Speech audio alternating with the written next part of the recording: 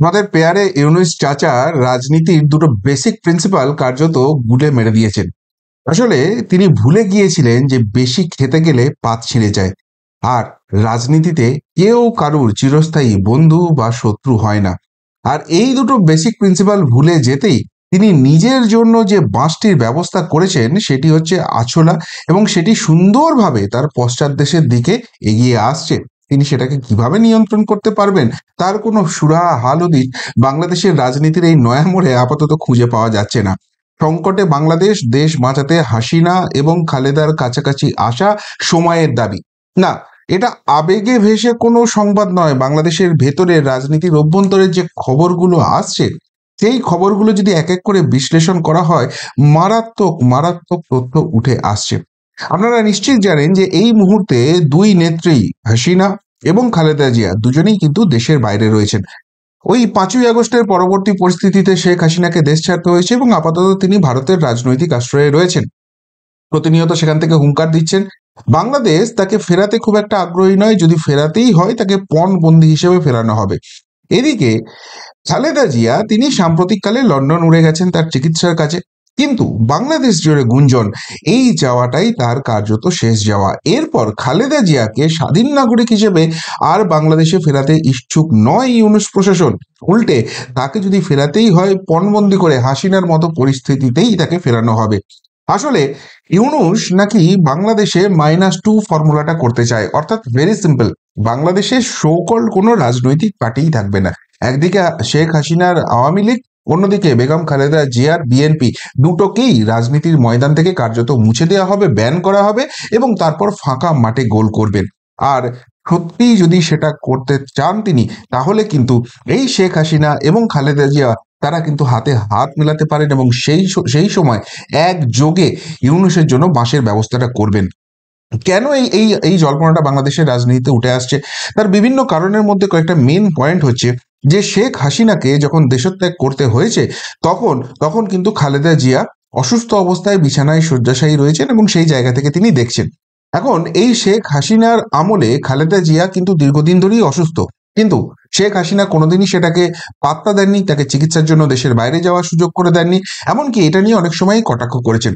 ফলে খালেদা জিয়ার জন্য সেটা কিন্তু সব থেকে সুইট মেমোরেবল মোমেন্ট ছিল, যে জায়গায় তিনি শেখ হাসিনার শিরশ্ছেদের অব্দি দাবি করতে পারতেন। কিন্তু দেখা যায় বাস্তব ক্ষেত্রে যখন সে খালেদা জিয়াকে এই নিয়ে প্রশ্ন করা হয়, তিনি বলেন এটা আল্লাহর বিচারের উপর আমি ছেড়ে দিয়েছি।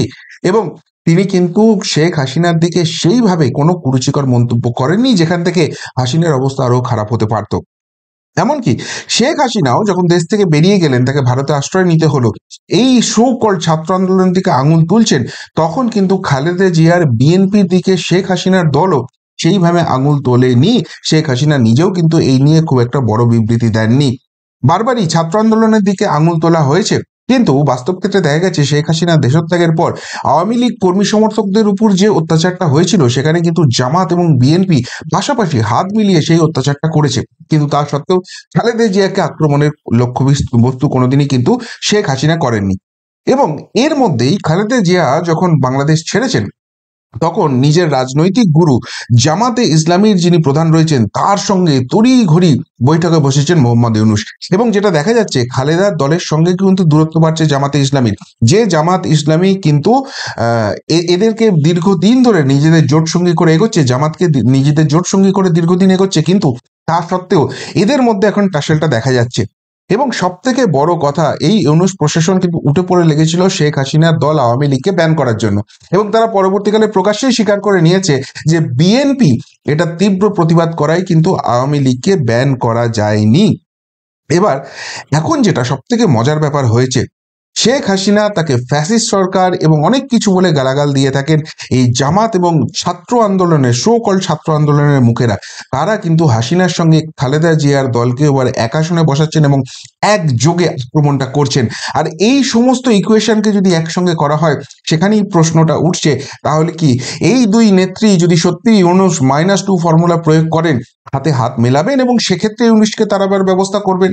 এই জল্পনাটা আরো বেড়ে গেছে, কেননা ইউনূসের ধান্দাবাজি পলিটিক্স নিয়ে দ্রুত ভোটের দাবি জোরালো হচ্ছে বাংলাদেশে। বাংলাদেশে এখন সকলেই আতঙ্কে রয়েছে ইউনূসের নতুন দল নিয়ে, যেটা বিএনপি ইতিমধ্যেই কিন্তু ফাঁস করে দিয়েছে। ইউনূস নাকি ক্ষমতাটাকে কাজে লাগিয়ে, গোয়েন্দা দপ্তরকে কাজে লাগিয়ে, পুলিশ প্রশাসনকে কাজে লাগিয়ে নিজস্ব একটা রাজনৈতিক দল তৈরি করতে চায়, যেখানে শুধুমাত্র তার অনুগত লোকেরাই থাকবে, যারা কোনো দিন তার বিরুদ্ধে বিদ্রোহ করবে না। আর যতক্ষণ পর্যন্ত না সেই দলটা তৈরি হচ্ছে, সেই রাজনৈতিক ক্ষমতাটা নেওয়ার জায়গা তৈরি হচ্ছে, ততদিন পর্যন্ত তিনি বাংলাদেশে ভোট করতে দেবেন না। এবং তার থেকেও বড় কথা, সেই ভোটটাও কিন্তু স্বচ্ছভাবে হতে দেবেন না। সেখানে তিনি লুটপাট করে প্রশাসন, পুলিশ, সেনাবাহিনী সকলকে কাজে লাগিয়ে নিজের ক্ষমতাটা ধরে রাখতে চান। ফলে ইউনূস যে ক্ষমতা লোভী, ইউনূস যে কোনোদিনই গদি ছাড়বে না, এটা কিন্তু তাদের যারা সমর্থক, জামাত, ছাত্র আন্দোলন সকলেই বুঝে গেছে। ফলে ফলে সেই জায়গা থেকে তারা ভাবছে, যদি -2 নীতি সত্যি ইমপ্লিমেন্টেড হয়, আজকে খালেদা জিয়া, শেখ হাসিনাকে মুছে দেওয়া হচ্ছে, পরবর্তীকালে জামাত এবং অন্যান্য যারা তারাও তো আস্তে আস্তে মুছে যাবে। এবং সব থেকে বড় কথা, এবার আসরে নেমে পড়েছে জামাত এবং ছাত্র আন্দোলনের মুখরা। তারা সরাসরি ক্ষমতায় আসতে চায়, নিজস্ব রাজনৈতিক দল, সেই জায়গাটাই তারা ক্ষমতায় আনতে চায়। কেননা বাংলাদেশের অর্থনীতি কিন্তু দিন দিন ভেঙে পড়ছে এবং কর্মসংস্থান, শিল্প সংস্থান কার্যত তলানিতে ঠেকেছে। এই অবস্থায় যদি আরো সময় যায়, সেই অবস্থা কিন্তু আরো ডিটোরিয়েট করবে। এবং সেই অবস্থায় যদি বাংলাদেশের মানুষের কাছে এরা ভোট চাইতে যায়, ইউনূসের তো ভোট চাওয়ার কোনো ব্যাপার নেই, জোর করে ক্ষমতা দখলের ব্যাপার কোনোদিনই, গণতান্ত্রিক পদ্ধতিতে ক্ষমতায় আসার ব্যাপার ইউনূসের নেই, সুতরাং তার এসব দায় নেই। কিন্তু বিএনপি বা জামাত, ছাত্র আন্দোলন, এরা যারা রয়েছে, এরা জানে রাজনীতিটা কতখানি কঠিন জায়গা।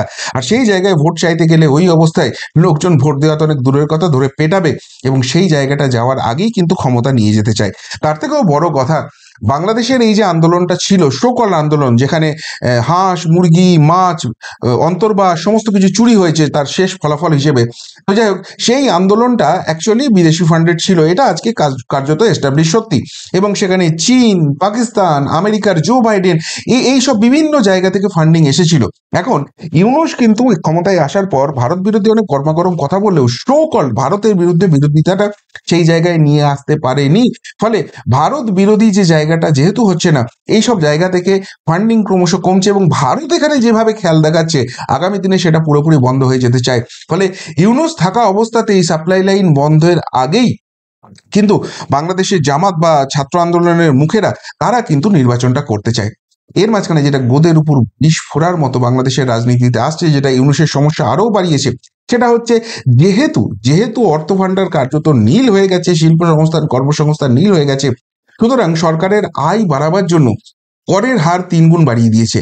এবং সেই জায়গা থেকেই কিন্তু প্রচন্ড রকম একটা ডামাডোলের পরিস্থিতি বাংলাদেশে তৈরি হয়ে গেছে। বাংলাদেশের করের প্রধান উৎস হলো ভ্যাট। এবার 43টি পণ্য ও বহু পরিষেবায় এই ভ্যাট 2 বা 3 গুণ বাড়ানো হচ্ছে, যাকে মরার উপরে খাঁড়ার ঘা বলছে বাংলাদেশিরা। সাধারণ বাংলাদেশি তো বটেই, বাংলাদেশের রাজনৈতিক কর্মী থেকে আরম্ভ করে সকলেই কিন্তু এই ব্যাপারটা ইউনূসের তীব্র বিরোধিতা করছে। এবার সরকারি সূত্রের খবর যেটা হচ্ছে, আইএমএফ, যেটা ইন্টারন্যাশনাল ফেডারেশন রয়েছে, তাদের ফর্মুলা মেনেই এই সিদ্ধান্ত নিতে হয়েছে। কিন্তু রুহুল কবির রিজভী, ওই বিএনপির মহাসচিব না যুগ্ম মহাসচিব, কোন একটা পোস্টে আছে, যে এখন অত্যন্ত ভারত বিরোধী হয়ে গেছে এবং ভারতের বিরুদ্ধে গরমাগরম কথা বলাই যার রোজকার রুটিন হয়ে গেছে। তো সেই রুহুল কবির রিজভী অব্দি বলছে, দেশের মানুষকে সুরাহা দিতে এই ইউনূসদের ক্ষমতায় বসানো হয়েছে, আন্তর্জাতিক সংস্থার নির্দেশ মেনে করের বোঝা চাপানোর জন্য নয়। অর্থাৎ এটা যে একটা ভয়ঙ্কর ভুল করে ফেলেছে ইউনূস, এমনিতেই লোকের হাতে টাকা নেই, কাজ চলে যাচ্ছে, শিল্প ধ্বংস হয়ে যাচ্ছে, নিত্য প্রয়োজনীয় জিনিসের দাম বেড়ে যাচ্ছে, সেখানে এই সব করের দাম বাড়িয়ে দিলে সেগুলো বহুগুণ হয়ে যাবে, হাতের ধরাছোঁয়ার বাইরে চলে যাবে, তখন মানুষ খেতে পারবে না, যে গৃহযুদ্ধ লাগবে, যে বিদ্রোহের পরিবেশ হবে, সরকার ফরকার সবক্ষণ মানে গুলি মেরে তলিয়ে যাওয়ার মতো জায়গায় চলে যাবে। এমনকি হাসিনা বিরোধী আন্দোলনের শরিক বিপ্লবী ওয়ার্কার্স পার্টির সভাপতি সাইফুল হক, তার বক্তব্য হচ্ছে, সরকারের নিজেদের ব্যর্থতার জন্য সাধারণ মানুষ শাস্তি পেতে পারেন না। সকলেই বুঝতে পারছেন ইউনূসের ভ্রান্ত নীতিতে বাংলাদেশের কি অবস্থা হচ্ছে। নোবেল জয়ী শান্তিতে কিন্তু সব থেকে বড় অশান্তির কারণ বাংলাদেশ এবং গোটা বিশ্বের জন্য এখন ইউনূস হয়ে যাচ্ছে। আর এই জায়গা থেকে কিন্তু সকলে খেপে যাচ্ছে। শুধুমাত্র তাই নয়, যেটা আরো আরো খারাপ অবস্থা হচ্ছে, সেটা হচ্ছে এবার পরনের পোশাকটুকুও কি বাংলাদেশিরা পাবে না, সেই সম্ভাবনা উঠে যাচ্ছে, সেই খবর কিন্তু সামনে আসছে।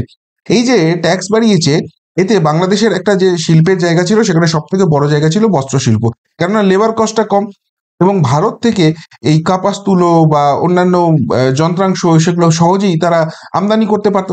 ফলে খুব কম পয়সায় তারা পোশাক বানিয়ে বিশ্ববাজারে করতে পারতো। তো এই সেই বস্ত্রের জায়গাটাও এবার মারাত্মক ডামাডোলের জায়গায় চলে গেছে। এমনিতেই প্রোডাকশন কমছে, এইসব কোম্পানিগুলো রাজনৈতিক ডামাডোলের কারণে সেগুলো ভারতবর্ষে শিফট করছে, তার মাঝখানে এই ট্যাক্স বাড়িয়ে দিয়েছে, ফলে হু হু করে পোশাকের দামও বাড়তে পারে। এবার যদি সেই পোশাকের দাম বাড়ে, যারা একদম নিম্নবিত্ত মধ্যবিত্ত তাদের ক্ষেত্রে কি পোশাক কেনাটাও এবার হাতের বাইরে চলে যাবে? আর সেটা যদি হয়, এটা কিন্তু একটা বিশাল অংশের ভোটার, এরা যদি একবার খেপে যায় তখন কি অবস্থা হবে সেটা ভেবেই কিন্তু এই ইউনূসের যারা যারা সহায়তা করছে, যারা যারা পরামর্শদাতা, যেসব রাজনৈতিক দলগুলো রয়েছে, তারা কিন্তু আতঙ্কিত হচ্ছে। আর সব থেকে বড় কথা, শুধু পোশাক নয়, মূল্যবৃদ্ধির তালিকায় আরও যুক্ত হচ্ছে মিষ্টি, ওষুধ, এলপি গ্যাস, ফলের রস, ড্রিঙ্ক, বিস্কুট, চশমার ফ্রেম, সিগারেট, বিভিন্ন এই যে 43টা পণ্য বলেছে, যেগুলোর মধ্যে কিন্তু অনেকগুলোই সাধারণ মানুষের সবসময় লাগে। ফলে ফলে খুব খুব চাপ বেড়ে যাচ্ছে। এবং সব থেকে বড় কথা, মোবাইল এবং ইন্টারনেট আজকের আধুনিক দুনিয়ার একদম অবিচ্ছেদ্য অংশ হয়ে গেছে, সেগুলোর দামও কিন্তু অনেকটা বাড়তে চলেছে। ফলে এরপর যদি এরা গিয়ে বোঝানোর চেষ্টা করে যে শেখ হাসিনা যখন ছিল তখন দেশের অবস্থা খুব খারাপ ছিল, 5ই আগস্টের পর বাংলাদেশ নতুন স্বাধীনতা পেয়েছে, তো নতুন স্বাধীনতার স্বাদ যে কতখানি তিতো সেটা বাংলাদেশের মানুষ বুঝতে পারছে, কি হারে বজ্জাত সরকার চলছে বুঝতে পারছে। ফলে সেই সমস্ত জায়গা থেকে মানুষের সমর্থনটা যদি হারিয়ে ফেলে, বেশি দিন মানুষকে ধর্মান্ধ করে রাখা যায় না, ভারত বিরোধী করে ওই আফিমে নেশার মতো আটকে রাখা যায় না, এইখানে কিন্তু মুশকিলে পড়ে যাচ্ছে। তবে এই সব কিছু হোক না হোক, যেটা নিয়ে সব থেকে বড় জল্পনা আছে সেটা হচ্ছে 20শে জানুয়ারি একবার ডোনাল্ড ট্রাম্প হোয়াইট হাউসে গদিতে চলে এলে তখন এই ডোনাল্ড ট্রাম্প এবং নরেন্দ্র মোদীর সহায়তায় হাসিনার কি প্রত্যাবর্তন হবে? তিনি যেভাবে ঘুঁটি সাজাচ্ছেন, যেভাবে আগ্রাসন দেখাচ্ছেন, সেই জল্পনা কিন্তু বহুগুণ বেড়ে গেছে। হাসিনা সরাসরি বলছেন ইউনূস মিয়া মুক্তিযুদ্ধে পরাজিত শক্তি, পাকিস্তানের পা চাটছে, এতখানি অ্যাগ্রেশনে চলে গেছেন শেখ হাসিনা। এখানে বিশাল বড় রাজনৈতিক সাপোর্ট না থাকলে তিনি এই কথা বলতেন না, কেননা তিনি জানেন তিনি দেশের বাইরে রয়েছেন, কিন্তু তার দলের বহু কর্মী সমর্থক ভোটার তারা কিন্তু এখনো দেশে আছে, এবং এইসব কথা এত ভয়ঙ্করভাবে সামনে নিয়ে আসার পর তাদের উপর চরম অত্যাচার হবে। আর যদি সেই অত্যাচারটা তিনি বাঁচাতে না পারেন, তাহলে কিন্তু তিনি সমর্থন হারাবেন।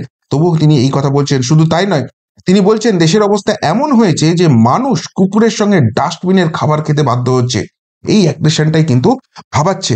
এবং তার সঙ্গে শেষ যে ডাকটা তিনি দিয়েছেন, তিনি বলছেন অনেক হয়েছে, আর সময় দেওয়া যায় না, এবার ইউনূসকে বিদায় দিতে হবে, সবাই সংকল্প নিন, পথে নামুন। দেখুন, শেখ হাসিনা যখন বাংলাদেশ ত্যাগ করলেন, ভারতবর্ষে এলেন, প্রায় 6-7 মাসের কাছাকাছি সময় হয়ে গেছে। এতখানি অ্যাগ্রেশন কি কোনোদিন শেখ হাসিনাকে দেখেছেন? কিন্তু যত 20শে জানুয়ারিটা ক্লোজ আসছে, তত কিন্তু এই অ্যাগ্রেশনটা বাড়ছে। আর এখানে একটা অদ্ভুত সমাপতন দেখছেন বাংলাদেশের মানুষ, সেটা হচ্ছে শেখ হাসিনার বাবা শেখ মুজিবুর রহমান। মুক্তিযুদ্ধের সময় পাকিস্তানের জেলে আটক ছিলেন তিনি, এবং 1972 সালের 10ই জানুয়ারি স্বাধীন বাংলাদেশে ফিরেছিলেন। ফলে আওয়ামী লীগ দিনটি বঙ্গবন্ধুর প্রত্যাবর্তন দিবস হিসেবে প্রতি বছর পালন করে থাকে।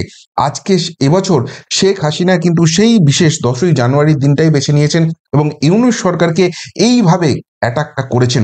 ফলে দুয়ে দুয়ে চার অনেকেই করছেন যে যেভাবে তার বাবা পাকিস্তানের গণ্ডি কাটিয়ে বাংলাদেশকে স্বাধীন রাষ্ট্র করে সেখানে এসে সমস্ত দায়িত্বটা নিয়েছিলেন, শেখ হাসিনাও কি সেই পথটাই অনুসরণ করতে চলেছিলেন? এবারে তাদের বাধাটা দেশের মধ্যেই রয়েছে।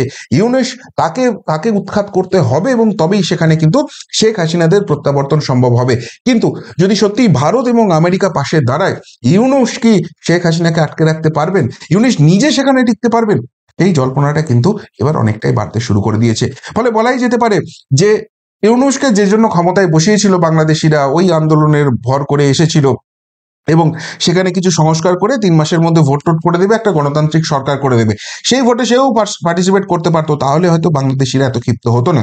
কিন্তু জোর করে ক্ষমতা দখল, আর একবার ক্ষমতার স্বাদ পেয়ে যাওয়ার পর গণতান্ত্রিক পদ্ধতিটাকেই বিসর্জন দেওয়া, পদ্মায় ভাসিয়ে দেওয়া, এবং জোর করে যতক্ষণ না দেহত্যাগ করছি ততক্ষণ পদত্যাগ করব না, এই মানসিকতা নিয়ে ক্ষমতা আঁকড়ে বসে থাকা, এই অতিলোভেই কি ইউনূসের তাঁতিটা শেষ পর্যন্ত নষ্ট হয়ে গেল? সেই প্রশ্ন কিন্তু বাংলাদেশের মানুষ এবার তুলতে শুরু করে দিয়েছেন। কি বলবেন ইউনূস চাচার এই স্ট্র্যাটেজি, এবং তারপর বাংলাদেশের যে সামগ্রিকভাবে রাজনৈতিক পরিস্থিতি বদলাচ্ছে, এবং তার বড় মাসুল কিন্তু ইউনূসকে দিতে হতে পারে, সেই সম্ভাবনা নিয়ে যদি কিছু বলার থাকে অবশ্যই কমেন্ট বক্সে কমেন্ট করে জানাবেন। এমনকার মতো এখানেই শেষ করলাম, ফেরত আসছি নতুন প্রতিবেদন নিয়ে খুব তাড়াতাড়ি। ভালো থাকবেন, সাথে থাকবেন, পাশে থাকবেন। নমস্কার।